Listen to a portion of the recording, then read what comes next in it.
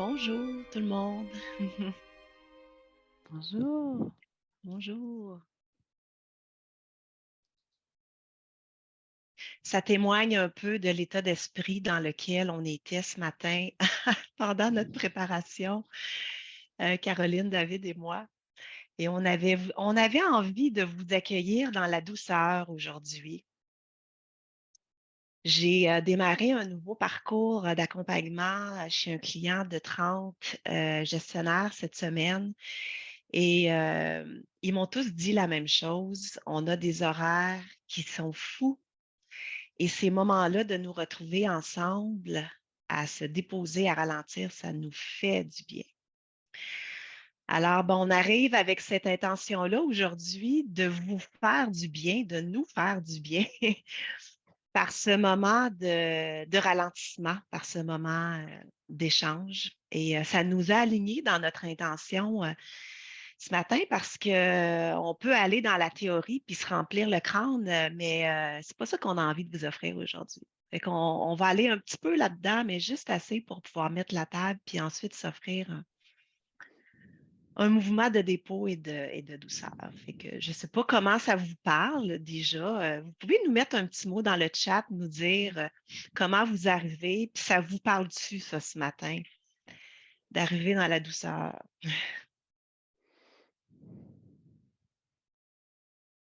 Bon, Daniel, Andréa, bonjour. Dans la sonorité influente, ouais. Oui, pour la douceur. Merci, Corinne. Absolument, ça me parle. Ça fait du bien, hein? Ah, mon Dieu, ça fait du bien. Avec un bon pâté chinois. Oui, pour du tout doux. José qui dit j'en ai besoin. Sylvain, c'est aidant. Hein? Nos vies vont vite. Alors, on va s'offrir ça aujourd'hui, un petit peu de sérénité. Éric, des missions accomplies, arrivé stressé, déjà plus relax. Hmm. Bon, ça commence bien notre vendredi. Paix, douceur.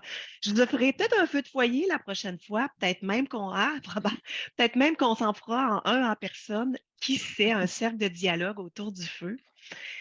Ce serait extraordinaire. Il y a encore des gens qui arrivent, alors on les laisse arriver dans notre espace tout doux, parce on a décidé de se créer un espace tout doux aujourd'hui. Bon, bonjour Laure. Allô Sylvain. Alors, pour ceux qui ne me connaissent pas, je suis Pascal Dufresne et ben, je vais me présenter un petit peu d'abord par mes rôles, là, juste pour vous dire un peu à quoi j'occupe mon temps. Je suis cofondatrice de Leadership Inspire Lab. On est une firme qui créons des espaces de développement pour les leaders. Et ce sont des espaces doux aussi, de ralentissement. Ben, ça ne veut pas dire qu'ils ne travaillent pas fort. Il se passe beaucoup de travail là, mais j'en ai quelques-uns là, qui sont avec nous, là, je vois Sylvain qui fait un sourire. Ça travaille fort dans ces parcours-là, mais c'est ce qu'on veut créer pour eux, c'est justement des espaces de développement qui sont chaleureux, qui sont généreux aussi, pour qu'ils puissent se développer comme personne, parce que comme leader, on est notre premier outil. Alors, notre vision, c'est le leadership humaniste au service d'une performance durable. Parce que ce en quoi on croit, c'est que c'est assez de créer de la performance à tout prix au détriment des humains. Ce qu'on souhaite, c'est créer une performance différente, qui est durable. Alors, juste vous dire qu'être un leader créateur est officiellement sur les tablettes depuis qu'on s'est vu la dernière fois. Fait qu'il est en magasin. Et alors, il est dans le monde maintenant. Il est né officiellement. Et j'ai Sylvain qui est de ma maison d'édition qui est là ce matin. Je suis contente. Allô, Sylvain? C'est tout qu'un travail du côté d'une maison d'édition d'accompagner un auteur dans un projet comme ça qui s'étale sur plusieurs années, là. Alors, merci, merci Sylvain d'être là comme complice. Et une petite anecdote, j'ai un exécutif que j'accompagnais pendant un moment avec qui le coaching avait été un peu difficile au départ. Et après quelques rencontres, appelons-le Martin, après quelques rencontres, Martin m'a dit Pascal, j'en ai assez. J'en ai assez de me plaindre. J'en ai assez d'attendre que les choses se passent. dans mon organisation. Puis, j'ai envie de faire partie de la solution. Fait que ça a été un moment charnière du coaching à ce moment-là. Ce qui me disait, en fait, c'est j'ai envie d'être un acteur de changement. Et à partir du moment que ça s'est nommé, ben, c'est là que je dirais que c'est vraiment entamer son processus pour lui d'évolution et de développement, pour qu'il puisse se transformer comme personne au service de sa mission. Alors, c'est à Martin que j'ai décidé de dédier mon livre à être un leader créateur parce que j'assume que ce Martin, tout comme vous, vous osez accepter l'appel à vous transformer pour mettre tout ce que vous êtes au service de votre mission. Puis je pense qu'on a tout ce désir-là, autant que vous que moi, de laisser le monde un petit peu plus beau qu'on l'a trouvé. Alors, ce livre-là a été écrit pour vous, en soutien pour les leaders. Alors, voilà ma petite intro. Et une leader n'arrive jamais seule, n'est-ce pas? Alors, j'aimerais ça vous présenter mes complices ce matin. J'ai David d'abord qui est là pour nous soutenir. David, tu veux dire un petit mot, te présenter? Oui, bonjour tout le monde. Bienvenue à cette rencontre-là. Moi, j'ai le plaisir d'accompagner Pascal au niveau marketing et puis audace. Je pense que c'était ça l'objectif au départ. Sortir un peu des sentiers battus. Pascal a une expérience de plusieurs années. Elle avait envie de jouer sur d'autres registres. Alors, je l'accompagne là-dedans. Puis, j'ai le plaisir de vous accompagner aujourd'hui. Alors, je vais faire un peu la technique. Je vais être dans le chat avec vous. Si vous avez des questions techniques, adressez-moi vos messages en privé. Ça va me faire grand plaisir d'y répondre. Vous avez la possibilité de jouer avec la fenêtre. Je vais le dire tout de suite, ça sera fait. Vous avez la possibilité de jouer avec la fenêtre de présentation pour la rendre plus ou moins grande. Vous avez simplement à cliquer à droite et à la déplacer pour la redimensionner de manière à voir plus les participants. C'est intéressant dans une rencontre comme celle d'aujourd'hui que voir les visages des gens, les réactions des gens, puis parfois même de reconnaître des gens que vous connaissez, puis vous pouvez aller dans le chat pour continuer la conversation. Alors moi, je suis grand plaisir à accompagner Pascal, puis pour moi, c'est un privilège d'avoir une leader comme elle dans mon environnement. J'en profite tout autant que je l'accompagne. Je pense que c'est un donnant-donnant. Alors, merci encore pour Hmm. l'invitation aujourd'hui. Merci, David. Ah, je vois des gens qui viennent de très loin. Marie-Ève, je viens de voir arriver. Marie-Ève qui est en Europe. Tu es en soirée. Merci d'être là en soirée avec nous.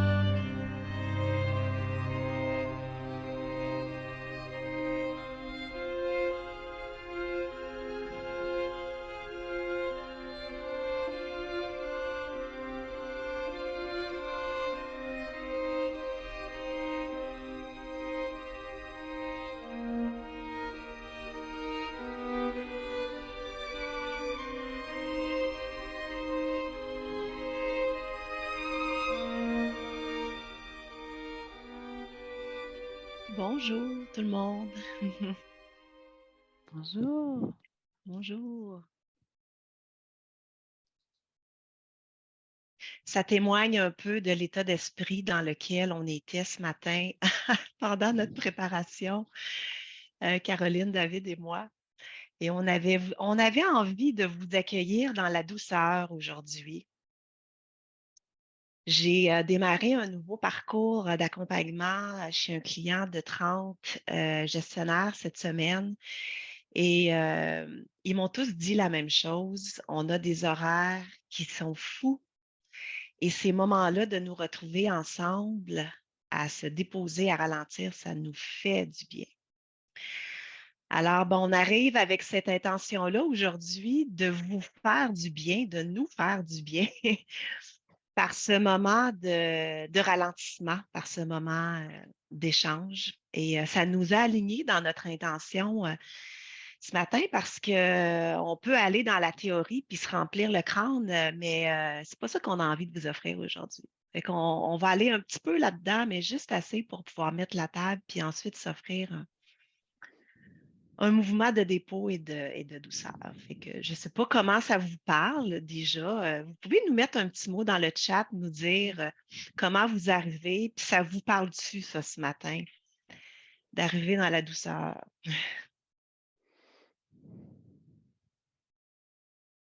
Bon, Daniel, Andréane, bonjour. Dans la sonorité influente, ouais. Oui, pour la douceur. Merci, Corinne. Absolument, ça me parle. Ça fait du bien, hein? Ah, mon Dieu, ça fait du bien. Avec un bon pâté chinois. Oui, pour du tout doux. José qui dit j'en ai besoin. Sylvain, c'est aidant. Hein? Nos vies vont vite. Alors, on va s'offrir ça aujourd'hui, un petit peu de sérénité. Éric, des missions accomplies, arrivé stressé, déjà plus relax. Bon, ça commence bien notre vendredi. Paix, douceur. Je vous offrirai peut-être un feu de foyer la prochaine fois, peut-être même qu'on s'en fera en personne. Qui sait, un cercle de dialogue autour du feu. Ce serait extraordinaire. Il y a encore des gens qui arrivent, alors on les laisse arriver dans notre espace tout doux, parce on a décidé de se créer un espace tout doux aujourd'hui. Bon, bonjour Laure. Allô Sylvain. Alors, pour ceux qui ne me connaissent pas, je suis Pascale Dufresne et ben, je vais me présenter un petit peu d'abord par mes rôles, là, juste pour vous dire un peu à quoi j'occupe mon temps. Je suis cofondatrice de Leadership Inspire Lab. On est une firme qui créons des espaces de développement pour les leaders. Et ce sont des espaces doux aussi, de ralentissement. Ben, ça ne veut pas dire qu'ils ne travaillent pas fort. Il se passe beaucoup de travail là, mais j'en ai quelques-uns là, qui sont avec nous, là, je vois Sylvain qui fait un sourire. Ça travaille fort dans ces parcours-là, mais ce qu'on veut créer pour eux, c'est justement des espaces de développement qui sont chaleureux, qui sont généreux aussi, pour qu'ils puissent se développer comme personne, parce que comme leader, on est notre premier outil. Alors, notre vision, c'est le leadership humaniste au service d'une performance durable. Parce que ce en quoi on croit, c'est que c'est assez de créer de la performance à tout prix au détriment des humains. Ce qu'on souhaite, c'est créer une performance différente, qui est durable. Alors, juste vous dire qu'être un leader créateur est officiellement sur les tablettes depuis qu'on s'est vu la dernière fois. Fait qu'il est en magasin. Et alors, il est dans le monde maintenant. Il est né officiellement. Et j'ai Sylvain qui est de ma maison d'édition qui est là ce matin. Je suis contente. Allô, Sylvain? C'est tout qu'un travail du côté d'une maison d'édition d'accompagner un auteur dans un projet comme ça qui s'étale sur plusieurs années, là. Alors, merci, merci Sylvain d'être là comme complice. Et une petite anecdote, j'ai un exécutif que j'accompagnais pendant un moment avec qui le coaching avait été un peu difficile au départ. Et après quelques rencontres, appelons-le Martin, après quelques rencontres, Martin m'a dit Pascal, j'en ai assez. J'en ai assez de me plaindre. J'en ai assez d'attendre que les choses se passent dans mon organisation. Puis j'ai envie de faire partie de la solution. Fait que ça a été un moment charnière du coaching à ce moment-là. Ce qu'il me disait, en fait, c'est j'ai envie d'être un acteur de changement. Et à partir du moment que ça s'est nommé, ben, c'est là que je dirais que c'est vraiment entamer son processus pour lui d'évolution et de développement, pour qu'il puisse se transformer comme personne au service de sa mission. Alors, c'est à Martin que j'ai décidé de dédier mon livre à être un leader créateur parce que j'assume que ce Martin, tout comme vous osez accepter l'appel à vous transformer pour mettre tout ce que vous êtes au service de votre mission. Puis je pense qu'on a tout ce désir-là, autant que vous que moi, de laisser le monde un petit peu plus beau qu'on l'a trouvé. Alors, ce livre-là a été écrit pour vous, en soutien pour les leaders. Alors, voilà ma petite intro. Et une leader n'arrive jamais seule, n'est-ce pas? Alors, j'aimerais ça vous présenter mes complices ce matin. J'ai David d'abord qui est là pour nous soutenir. David, tu veux dire un petit mot, te présenter? Oui, bonjour tout le monde. Bienvenue à cette rencontre-là. Moi, j'ai le plaisir d'accompagner Pascal au niveau marketing et puis audace. Je pense que c'était ça l'objectif au départ. Sortir un peu des sentiers battus parce qu'elle a une expérience de plusieurs années. Elle avait envie de jouer sur d'autres registres. Alors, je l'accompagne là-dedans, puis j'ai le plaisir de vous accompagner aujourd'hui. Alors, je vais faire un peu la technique.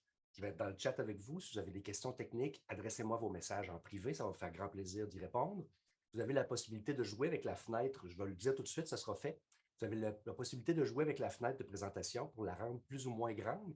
Vous avez simplement à cliquer à droite et à la déplacer pour la redimensionner de manière à voir plus les participants. C'est intéressant dans une rencontre comme celle d'aujourd'hui que voir les visages des gens, les réactions des gens, puis parfois même de reconnaître des gens que vous connaissez, puis vous pouvez aller dans le chat pour continuer la conversation.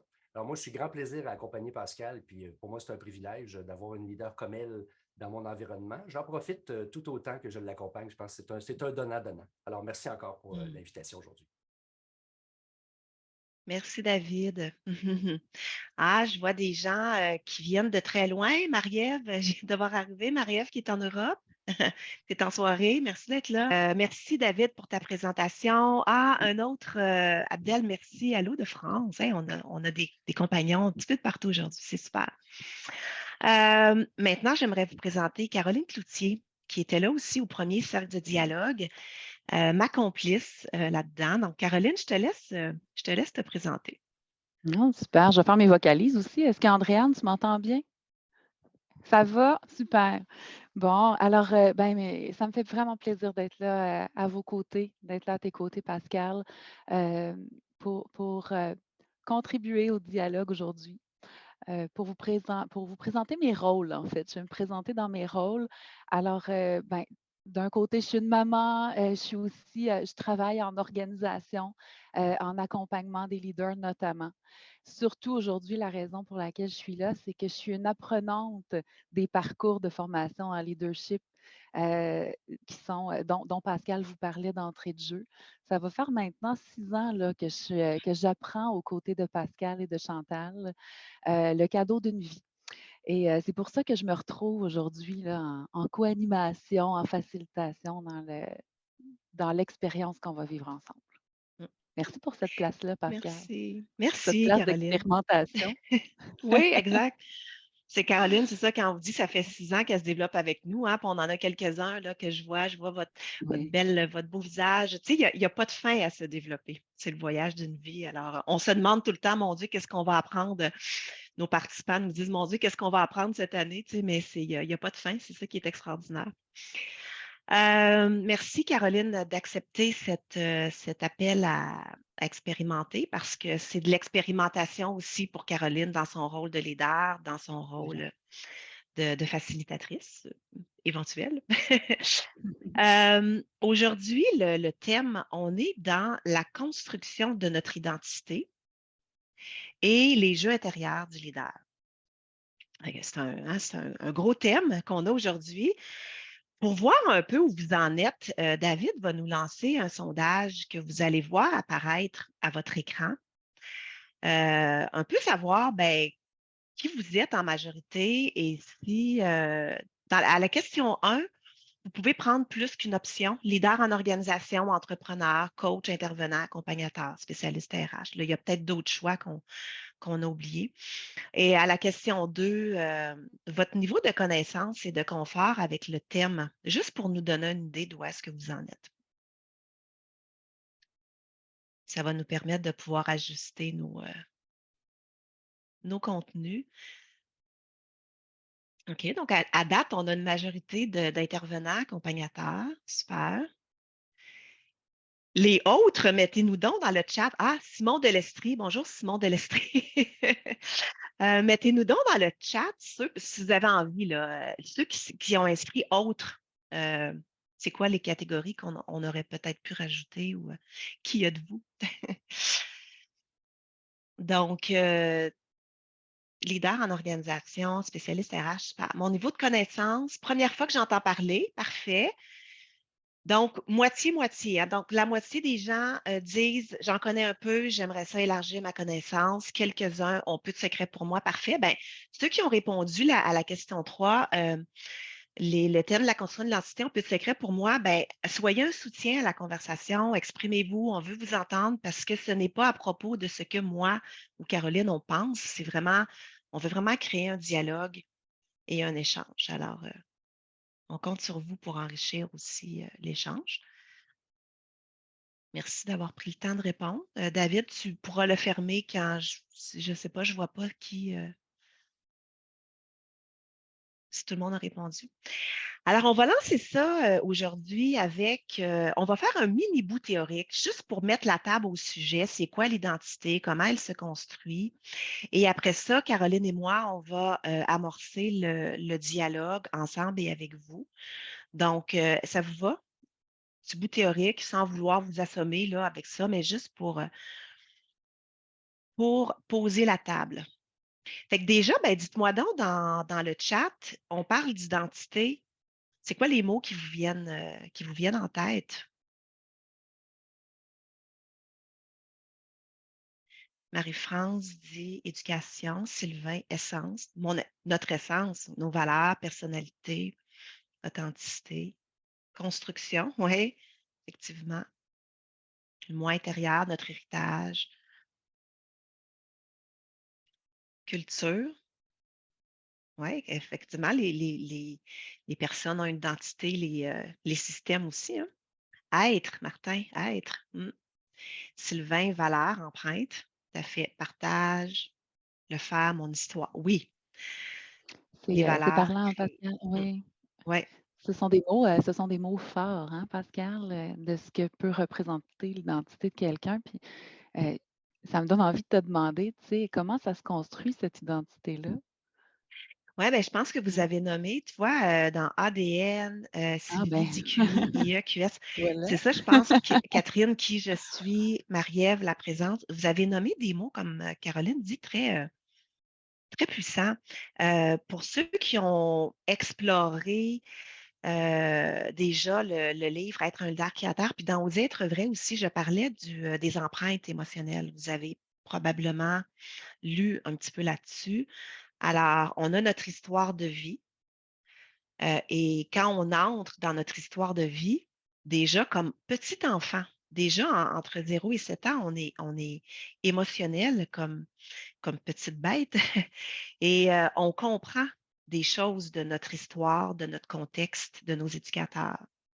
Et on comprend principalement qu'est-ce qui va faire en sorte que je serai en sécurité, qu'est-ce qui va faire en sorte que j'ai de la valeur, qu'est-ce qui va faire en sorte que je sois appréciée, que je sois aimée.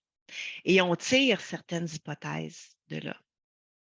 Et c'est comme ça qu'on commence à construire, que notre construction identitaire se fait. Mm. Et si, c'est clair, Caro, quand je... Ben, c'est super Ouais, clair comment tu le OK. dis. Puis puis ça me fait aussi me dire que tantôt, on se présentait à travers nos rôles, mais on a beau être à travers nos rôles, il y a notre identité qui navigue, tu sais, qui transparaît à travers nos rôles. Donc, nécessairement, notre identité a de l'impact sur notre leadership. Voilà. Voilà. Voilà, parce qu'on apporte notre humanité dans notre leadership. Tu sais, on ne peut pas dissocier la personne et l'humain. En tout cas, c'est notre croyance. Oui, Tout à fait, Caroline. Alors, l'identité, on l'utilise pour construire toute notre compréhension de nous-mêmes, hein, et du concept de qui nous sommes. Tu sais, si vous posez la question à certaines personnes, ben, qui es-tu? Hein, il y a des chances qui te répondent, ben, d'abord, comme Caroline disait, par les rôles. Hein, je suis une mère, je suis. Mais après ça, quoi d'autre? Peut-être certains traits de leur personnalité, peut-être certaines dimensions de leur personne. Ah, moi, je suis quelqu'un de rationnel, par exemple, ou je suis quelqu'un d'émotionnel. Tu sais, donc, comment je me vois et comment je comprends la personne que je suis. Et donc, je pense que Caro, c'est un petit peu ça que tu disais plus tôt. Ça définit qui nous sommes et ça organise une grande partie de nos comportements de leadership. oui. Et ça définit la façon dont je vais assumer mes rôles. Parce que j'ai compris, à quelque part, dans ma tendre enfance, dans mon adolescence, ma période de jeune adulte, qui est-ce que je dois être pour correspondre à ce que le contexte me demande. Qui est-ce que je dois être pour être une bonne mère, pour être un bon gestionnaire? Je dis bon avec des guillemets parce que c'est la conception que je m'en fais. Donc, qui je dois être? Et c'est avec ça qu'on navigue dans nos rôles. Alors, dans notre leadership, ce que ça fait, ben, c'est qu'on crée des modèles d'atteinte de résultats. Comment je m'y prends pour atteindre des résultats basés sur ce qui fait sens pour nous en fonction de comment notre identité est structurée. Hmm. Peut-être, Caro, je ne sais pas si tu aurais l'élan d'aller voir s'il y a des questions à partir Mais de là. absolument. Hmm. Absolument. Alors, groupe, vous êtes les bienvenus, tu sais, à justement. Oups, OK, Oups, excusez, il y a un j'ai fait sondage. share result. Moi, j'ai fait partager les résultats. Là. C'était Est-ce pas ma que, job de faire ça. écoute, il n'y a pas de problème, on est en famille. Je me demandais, bon, à partir de là, de ce que vous venez d'entendre par rapport à la construction de l'identité, est-ce que vous avez des questions à adresser à Pascal? Est-ce que vous avez des mots d'impact? C'est bien pour nous de savoir aussi comment vous recevez ça parce que ça nous permet d'avoir la vibe du groupe, puis de continuer sur cette vibe-là. Donc, la parole est à vous. Si vous avez une question, vous pouvez lever la main, vous pouvez l'adresser dans le chat ou encore si vous aimeriez partager un mot d'impact avec nous, l'impact que ça a sur vous d'entendre Pascal dire ça.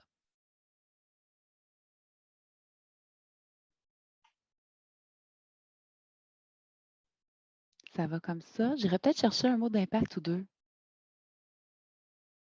par Je rapport vois à des élans, là, l'identité. mais Marie-Ève, est-ce que tu avais quelque chose à ajouter? Je t'ai vu, non? OK. J'ai envie de... Ah, on a Robert. Robert et Andréane, tiens.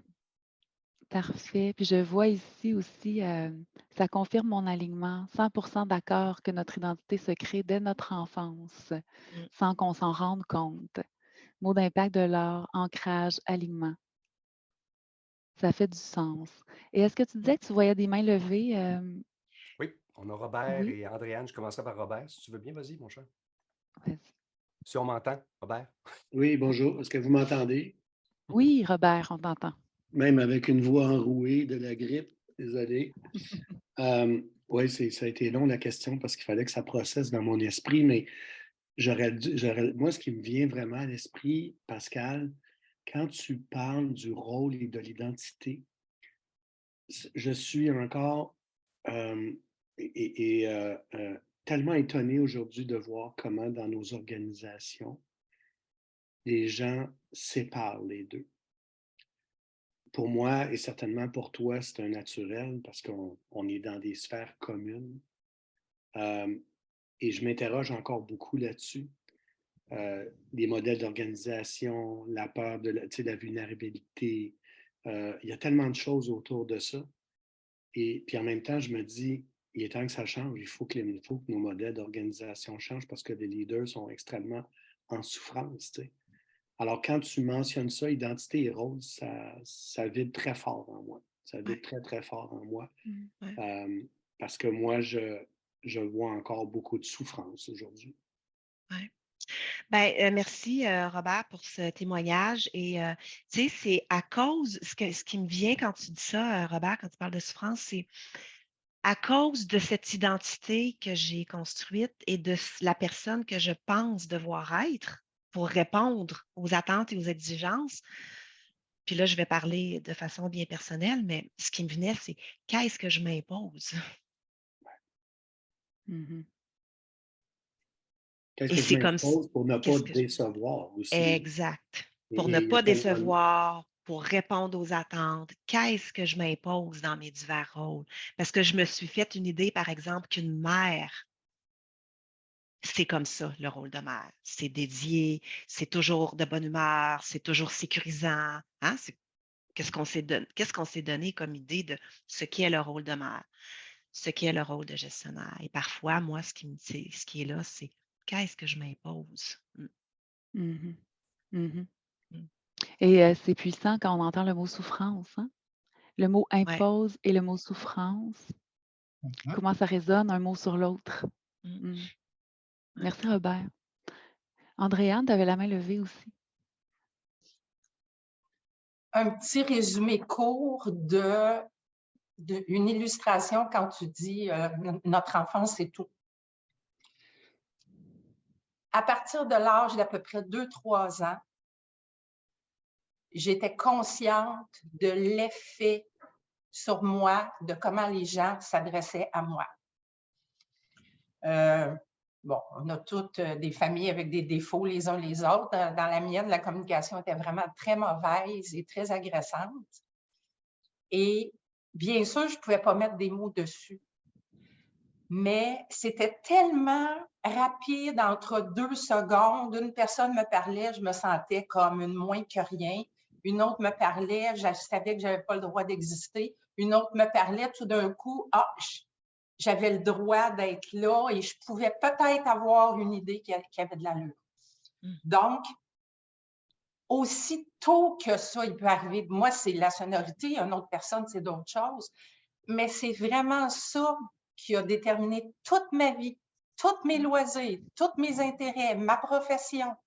Ça a tourné autour de ça tout le temps. Fait que si vous ne le savez pas, essayez de juste fouiller dans des souvenirs de ça orienté. Puis vous allez peut-être avoir des belles découvertes. Merci, Andréane. Effectivement, tu sais, ce que tu déposes, puis je suis sûre que ça résonne pour d'autres, c'est à quel point, quand on entre à l'âge adulte, au stade de conscience réactif, comme on voyait au dernier cercle de dialogue, on est très conditionné et socialisé. Donc, on répond à ces, comme tu disais, David, je pense, les normes sociales, les attentes de l'extérieur. Donc, c'est comme ça qu'on entre à l'âge adulte. Et le processus d'individuation, c'est ce processus-là qui se passe. Des fois, ça nous arrive avec la crise de milieu de vie. C'est à peu près l'âge d'habitude à laquelle ça se déclenche parce que psychologiquement, c'est à peu près aux alentours de 35 à 45 ans que se fait ce passage-là. Et l'individuation, ce que c'est qu'il faut faire le deuil de la personne qu'on a toujours cru devoir être. C'est ça le processus d'individuation. Et c'est pas rien. C'est une Merci. belle manière, hein? Merci, Andréane. C'est vrai que d'aller revisiter aide à nous comprendre, à comprendre aujourd'hui notre jeu intérieur. J'ai Marie-France qui a la main levée aussi. Je pense qu'il y avait Mme Leduc en premier. On ne Ah, s'estime pas. c'est ça. On va faire de la place pour vous deux. C'est bon. Ben oui, je trouve ça intéressant, surtout M. Robert, ce que vous avez dit. Je m'en allais un peu dans le même sens, dans le sens où moi, je suis une ancienne RH, ben, je suis toujours une RH, mais j'ai fait mon parcours en orientation, donc je suis en train de terminer ma maîtrise. Donc, c'est sûr que l'identité, on l'a vu dans différentes théories. Et ça, c'est souvent pour les processus, hein, vous savez, d'orientation, donc souvent pour déterminer son choix de carrière.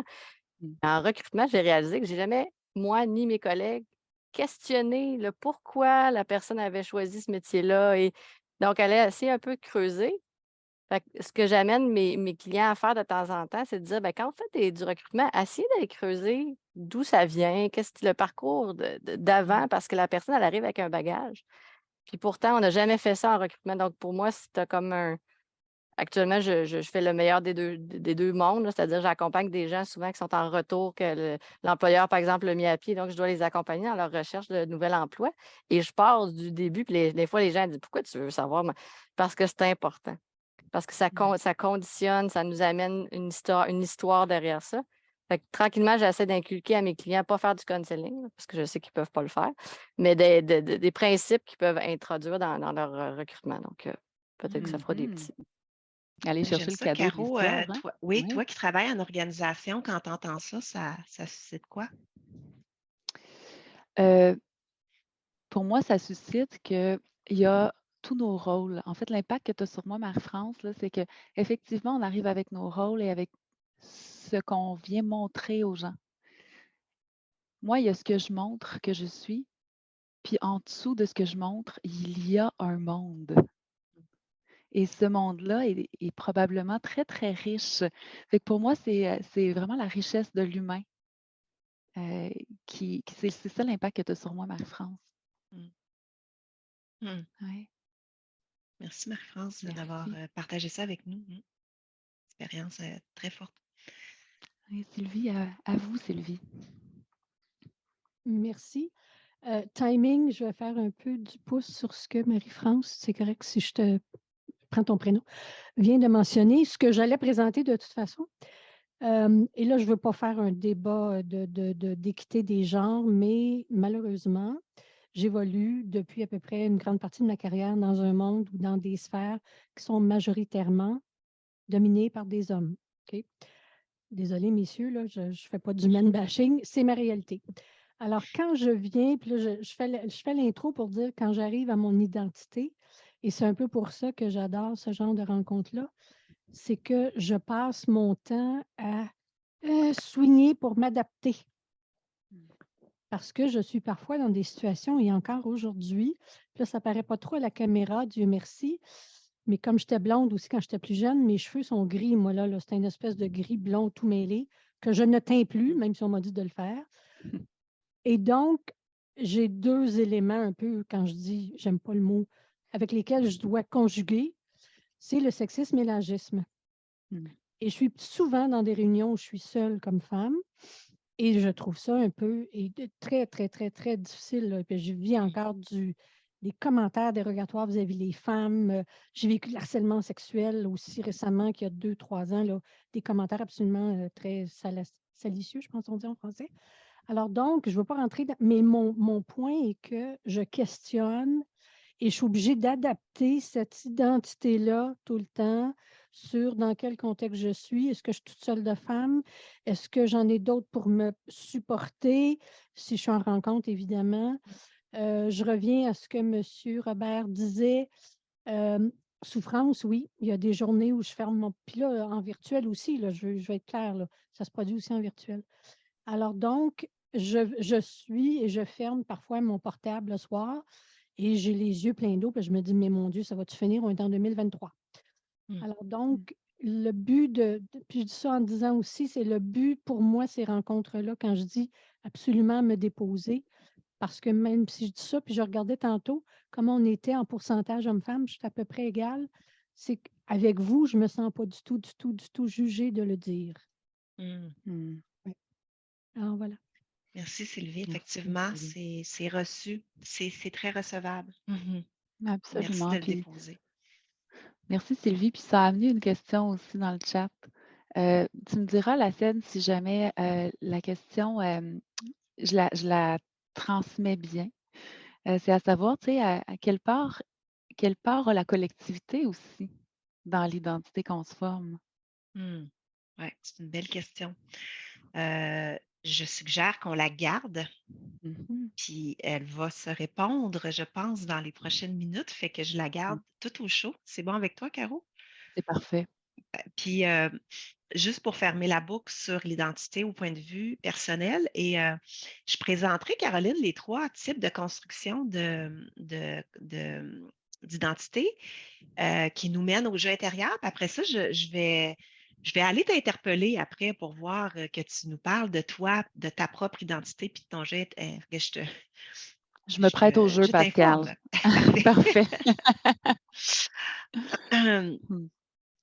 Alors, basé sur les divers modèles avec lesquels je travaille, basé sur les recherches que j'ai consultées, ce que j'ai observé aussi dans mes recherches terrain, il y a des liens aussi avec le modèle du Leadership Circle que j'utilise.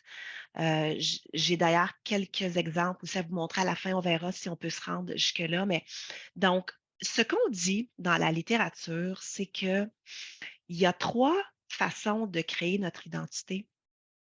Et en fait, l'identité, si on prend le temps de répondre à ces questions, j'ai de la valeur si, je suis en sécurité si, je suis OK si. Fait que prenez peut-être une petite minute si vous avez un papier-crayon et remplacez le X par rapport à votre biographie, votre histoire de vie, vos empreintes, ce que vous connaissez de vous. Par exemple, j'ai de la valeur si je me sens utile.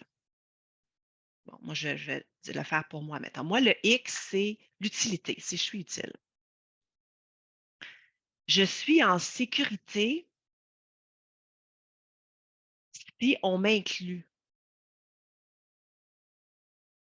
Si je suis comme tout le monde, là, puis que je fais partie du groupe et j'appartiens, je me sens en sécurité.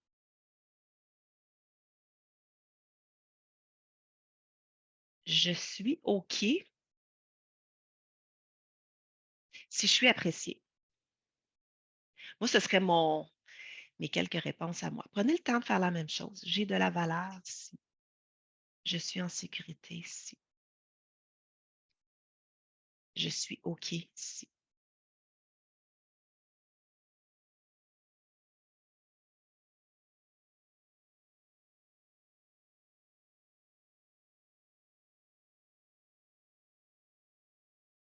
Je sais pas pour les autres participants, mais pour moi, il vient une réponse vite.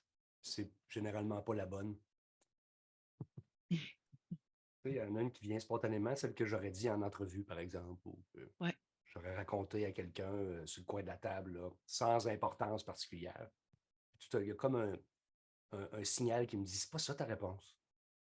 Le vrai David répondrait quoi? Ouais. Hein? Ouais, exactement, c'est ça. Puis là, il y a une réflexion, puis c'est là que Ouais. ça se décante un peu plus, là. C'est l'effet que ça me fait. Mm. David, c'est un ancien intervenant, intervenant social, c'est ça? Fait que, tu sais, il y a les techniques. Fait que, effectivement, souvent, la première réponse, c'est la plus en superficie. Fait que c'est comme d'aller voir et quoi d'autre, tu sais, au fond, du fond, du fond. Et vous voyez à l'écran, là, ma diapo avec les 3 relations, capacité de résultat intellectuel, c'est là? Oui? Mhm.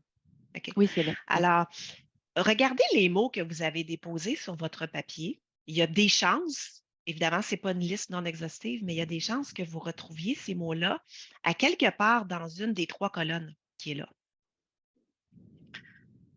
Ce qu'on dit selon la littérature, c'est qu'il y a 3 façons principales de construire notre identité. D'abord, au point de vue des relations.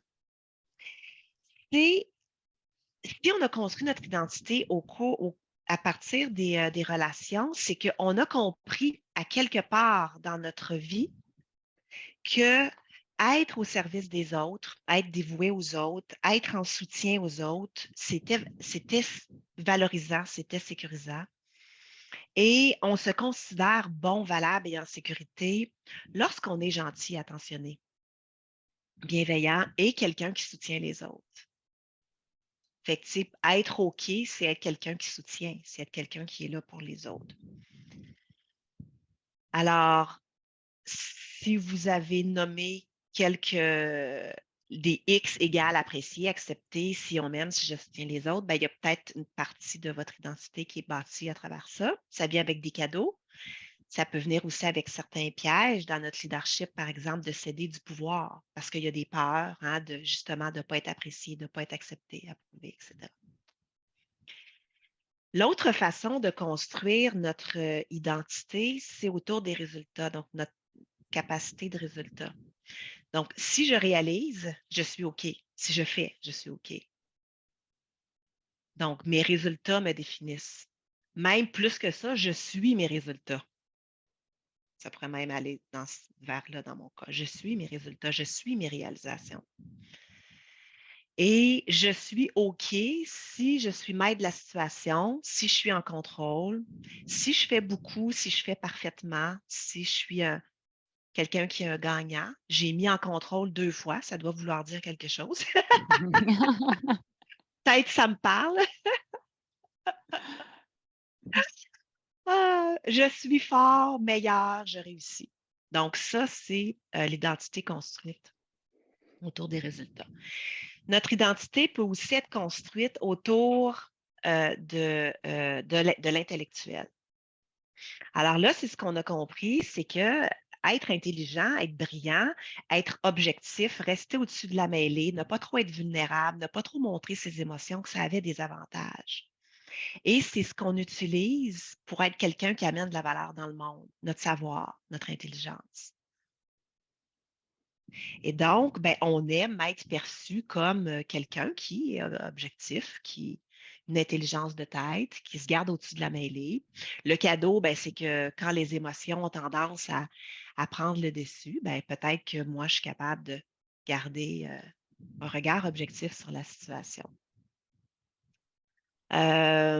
Donc, évidemment, le pendant de ça, c'est que ça peut limiter dans le leadership la capacité d'influence et d'entrer en relation. Fait que ça, c'est des constructions d'identité. Et ce que ça donne dans notre leadership, ben, c'est que ça donne, si je peux vous montrer, je vais y revenir à cette slide-là, ça donne des jeux intérieurs qu'on appelle. Puis notre croyance, nous, c'est que le jeu intérieur détermine le jeu extérieur. Fait que le jeu intérieur, là, c'est tout ça, c'est notre identité, c'est notre boussole intérieure, toutes nos dimensions, nos croyances, nos modèles mentaux. Et ça, ben, toute cette identité-là, c'est ça qu'on va emmener dans nos comportements de leadership. Fait que c'est comme si notre identité, ça fait partie de nos racines, puis nos compétences, nos actions qu'on va emmener dans notre leadership, ben, c'est nos branches. Donc ça, c'est le jeu intérieur et le jeu extérieur. Et pour le leader, ce qu'on observe quand on regarde à ces trois types de construction d'identité, ben, ça donne 3 styles de jeu intérieur pour le leader. Si mon identité est bâtie davantage plus au niveau de l'intellectuel, ben, ça va donner un jeu d'expert. Si c'est autour de la capacité de résultat, c'est le jeu intérieur du performant. Et si ma identité est construite au point de vue des relations, sur les relations, ben, c'est le jeu intérieur du pacificateur que vous reconnaissez, ceux qui ont le livre entre les mains. Alors, j'ai dit que je ne serais pas longue. Ça, quand je dis ça, souvent, c'est pas une bonne nouvelle.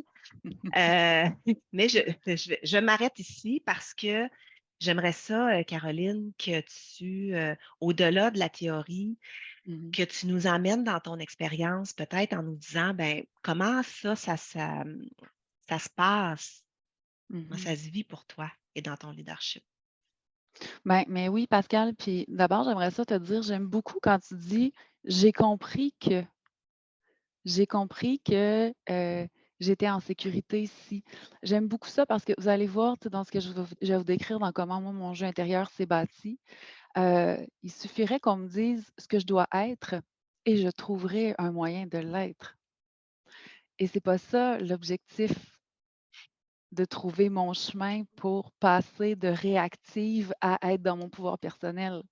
Parce que mon piège, ce serait de mettre un masque supplémentaire pour devenir ce que je dois être. Donc, je vous explique, dans le fond, comment ça se joue pour moi. Ben, tantôt qu'Andréane, tu disais, ça part de il y a longtemps. Hein? Ben, moi aussi, pour tout le monde, ça fait partie de notre histoire, ce qu'on a appris. À quel moment? Ben moi, c'est ce que je vais vous raconter. Euh, je vous dirais que je viens d'une famille, en fait, ben, premièrement, je viens d'un petit village. J'ai grandi dans un tout petit village. J'ai commencé à travailler très jeune. Et quand je travaillais, on me disait, Caro, tu dois être parfaite et sans faille, parce qu'ici, tout se sait. Et si tu n'es pas excellente, on le saura et tu ne seras plus engagée nulle part. Fait que déjà, moi, je commençais à créer cette identité de la perfection-là. J'ai compris à ce moment-là que si j'étais parfaite, j'étais en sécurité. Simon, il dit dans le chat, no pressure. Puis en disant ça, je le dis aussi, je l'utilise pour comprendre mon jeu intérieur. Je sais que moi, quand je me faisais dire des choses comme ça, c'était vraiment dans une intention de me protéger. C'était pas dans une intention de méchanceté, hein. C'est important pour moi, ça, de le nommer. Aussi, je viens d'une famille qui était plutôt négative, donc qui vivait dans la peur de l'autre ou dans la peur de ce que je ne connais pas. Dans cette peur de ce que je ne connais pas là, il y avait un sentiment d'infériorité, notamment par rapport aux gens de la ville, aux gens de Montréal. Mais moi, à un moment donné, il m'a pris l'envie de partir. Il m'a pris l'envie d'aller étudier au HEC, puis de faire mon petit baluchon, puis de m'en aller. Mais quand je suis arrivée là-bas, je l'avais ce complexe d'infériorité-là. Et donc, je tentais d'être à la hauteur de ce que je voyais que les gens étaient. Alors, ce que je faisais, c'est que je tentais de cacher d'où je venais en observant ce que les gens étaient, ce qu'ils faisaient, comment ils agissaient. Chaque fois qu'il y a quelque chose que j'admirais, je le modélisais. J'admire cette personne-là, je vais devenir comme ça. J'admire ça, je vais devenir comme ça. Alors là, j'ai compris quoi? J'ai compris que plus j'étais parfaite dans les yeux de l'autre, plus j'étais acceptée et plus je plaisais, plus j'étais en sécurité. Donc, c'est comme ça que moi, j'ai bâti mon jeu intérieur, en fait, de me retrouver à avoir une tendance à vouloir être parfaite et une tendance à vouloir plaire, Mm. être approuvée. Mm. Donc, maintenant que je comprends ça ne veut pas dire que j'y vais plus. Ça ne veut pas dire que je ne me retrouve pas en bas de la ligne à vouloir être parfaite ou à vouloir plaire, mais ça veut dire que je sais où je me trouve. Puis à partir du moment où je sais où je me trouve, je sais comment m'aider. Je sais comment faire. Parfois même, je sais comment vivre l'insécurité ou l'inconfort que je suis en train de vivre, mais je sais au nom de quoi je la vis. Mm. Présentement, je suis en train de déplaire. Pour moi, c'est pas facile Mm. parce que c'est ma sécurité plaire. Mais je choisis consciemment que cette fois-là, je vais devoir déplaire pour combler mon besoin. Ou je choisis consciemment que cette fois-là, je devrais être imparfaite pour combler mon besoin. Ça ne m'empêche pas d'être inconfortable quand je choisis d'être imparfaite. Mm. Mais c'est beaucoup plus confortable pour moi parce que maintenant, je sais où je me trouve, au nom de quoi je m'y trouve, puis de quoi j'ai à prendre soin pour pouvoir me retrouver dans le confort éventuellement. Mm. Caro, merci. J'aimerais t'offrir, en retour de ton témoignage, j'aimerais qu'on puisse t'offrir des mots d'impact. Tu sais, Caro vient de se déposer à nous dans son histoire de vie. Tu t'es ouvert. Merci beaucoup de Mhm. l'avoir fait. Puis Merci de m'avoir j'aimerais, accueilli là-dedans. j'aimerais qu'on puisse lui retourner impact sur vous d'entendre Caroline.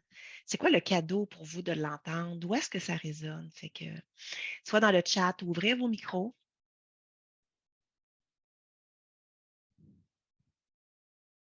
Prenons le temps de.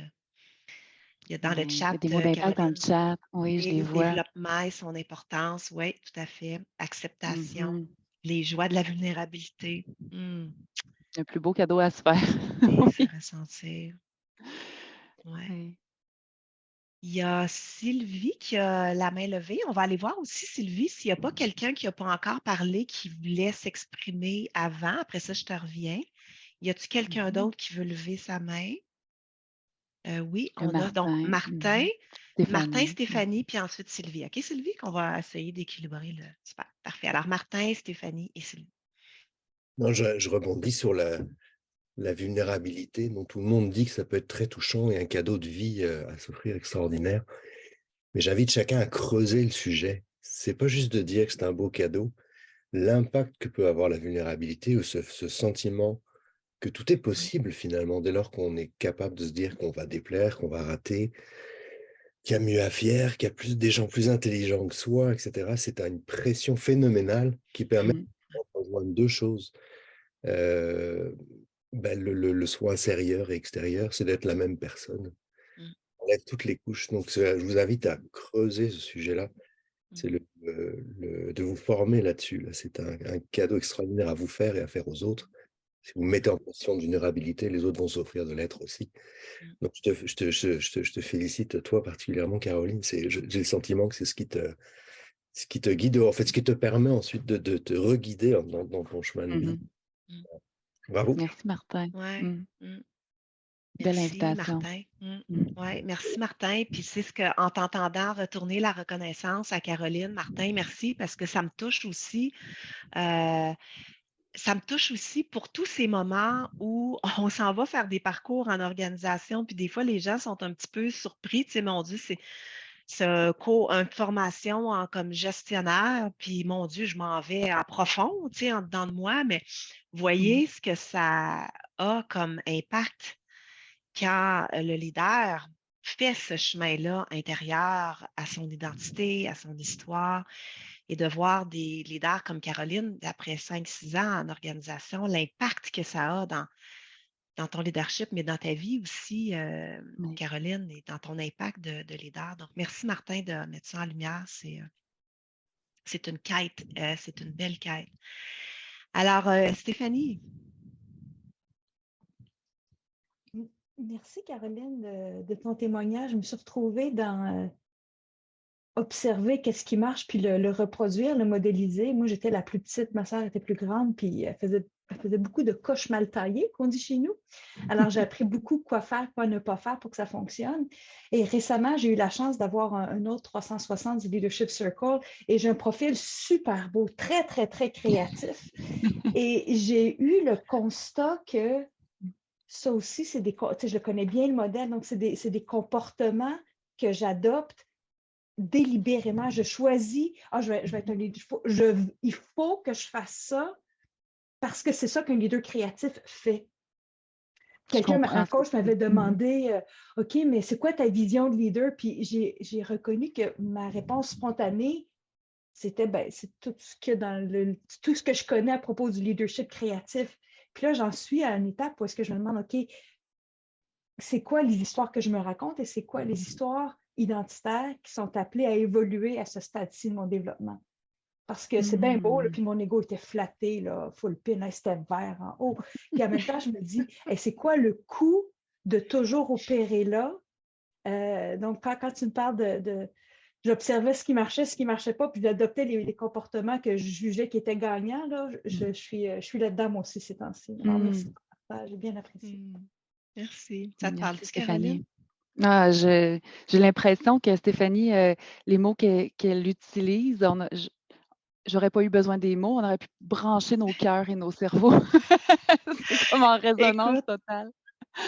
Puis, écoute, moi, ça résonne aussi tellement, là, puis même que je suis capable de me projeter dans certaines situations, tu sais, où je me dis, toi, c'est comme une praticienne Leadership Circle, moi, c'est une intervenante. C'est une intervenante, là. Il faut que ça soit en cohérence avec ce que ça enseigne. Okay? Stéphanie, ça. Et c'est mature, hein, et c'est toujours, ça reçoit tout ce qu'il y a à recevoir, puis ça se fâche surtout pas parce que on est là pour recevoir les autres. Et la liste est longue, je pourrais vous en nommer plusieurs. Et l'année passée, je me suis vue tomber dans une situation où, tous les il faut, exactement, Stéphanie. Oui.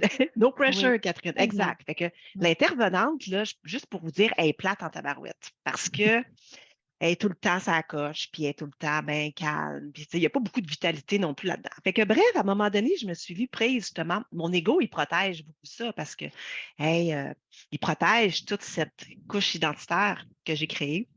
Et à un moment donné, j'ai vécu quelque chose et j'étais très émotive. Et là, je me suis vue me dire, non, non, non, j'ai envie et besoin de vivre ça. De m'autoriser, de me légitimer à vivre ces émotions-là.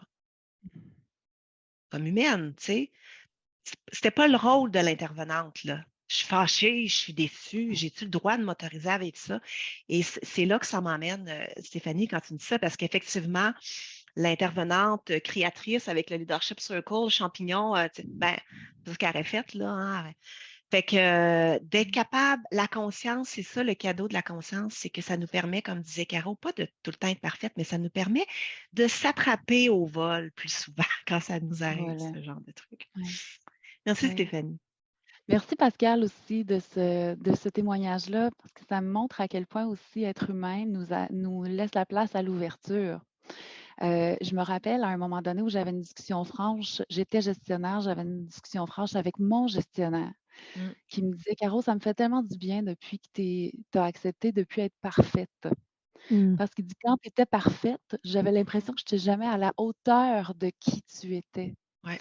Et j'étais toujours sur mes gardes. Et là, c'est mon patron qui me parlait. Donc, à quel point ça braquait tout le monde, ma perfection, Mais ouais. autour de moi. Donc, merci. Ouais. Dans toutes ces bonnes intentions qu'on a, dans le fond, de vouloir être tout le temps sur la coche pour être le plus au C'est service, ça, pour être fréquenter aimé. des gars pas des gars, des gars, fréquenter des gens parfaits, parce que des gars parfaits, peut-être tous des gars parfaits, fréquenter des gens parfaits, Sylvain, il fait ouh! C'est moi Puis ça. drôlement, c'est quelque chose, là, fréquenter les petites Ça parfaites met de comme la on a essayé pression. de Ouais. l'être, hein, Caro? Ben oui. Oui. Alors, on a Sylvie et Andréane. Je vais y aller Feedback pour rapidement. Caro. OK. Je vais y aller rapidement, oui. Alors, quand Caroline, tu as terminé ton témoignage, la première chose qui est montée en moi, c'était la perfection, ça n'existe pas.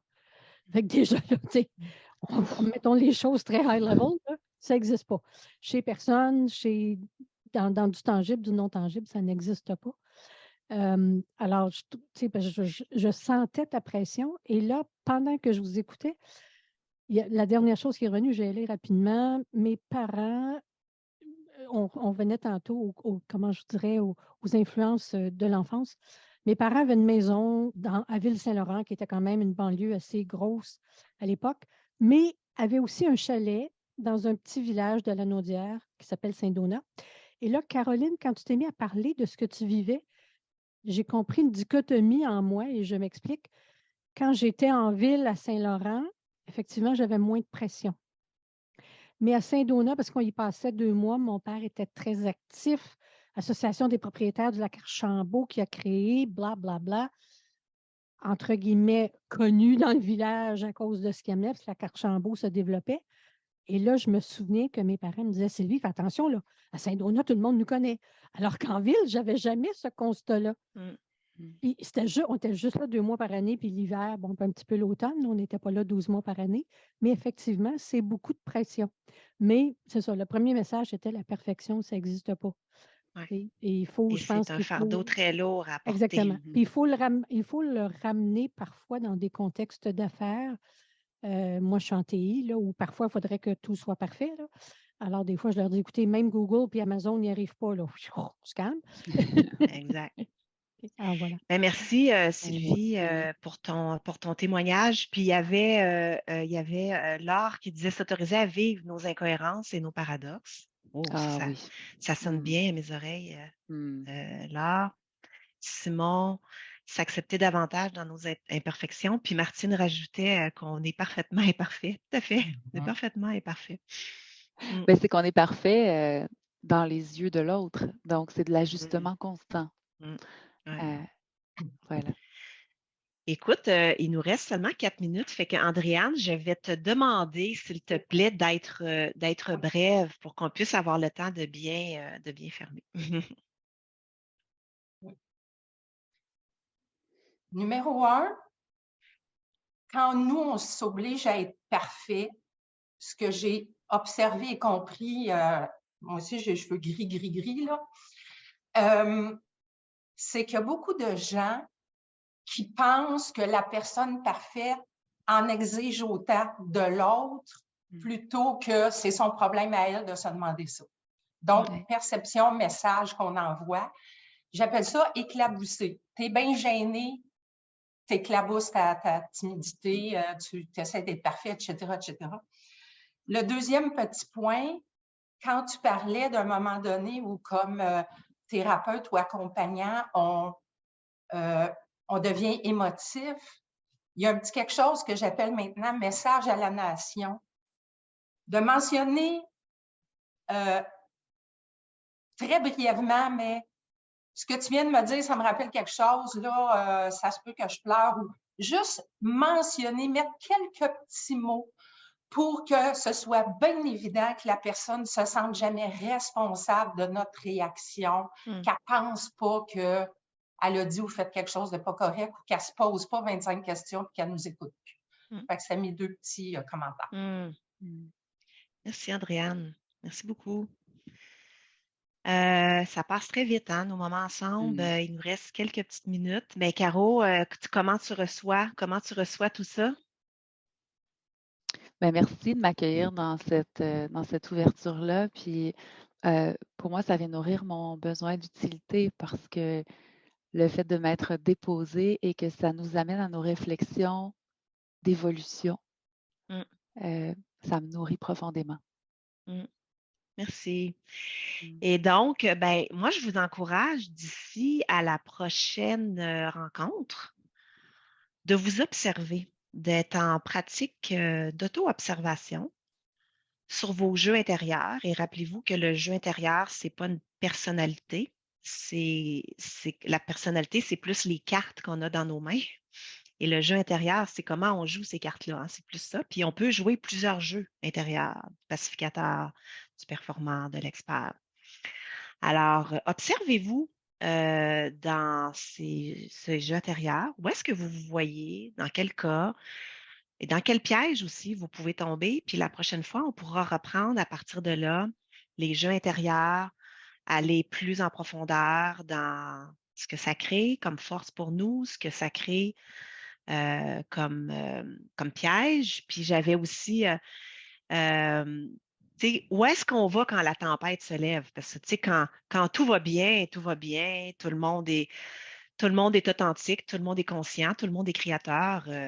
C'est la joie. Et là, je suis capable de me retrouver dans mon beau, comme Stéphanie dit, dans mon leadership créateur. Mais quand la tempête se lève, où est-ce que je m'en vais? Fait qu'on pourra reprendre là la prochaine fois. Et vous avez des commentaires très intéressants sur lesquels méditer dans le chat. Là, j'en ai vu plusieurs. Martin qui a une suggestion pour remplacer le mot leader, fiertilisateur. Écoute, j'aille pas ça. Corinne qui nous dit ici l'imperfection était perfection. Et on médite là-dessus, mais la vraie imperfection est bien plus belle qu'une perfection feinte ou forcée. Ouais, je pense que le thème de l'imperfection est rejoint aujourd'hui, hein, Robert aussi, reconnaître, accueillir nos imperfections. Toujours un pas de plus. Ah. Génial. Chaque imperfection est parfaite, Marie-Ève. Ça Écoutez, enlève la pression, hein? oui, Ouais. donc ça enlève Ah. la pression.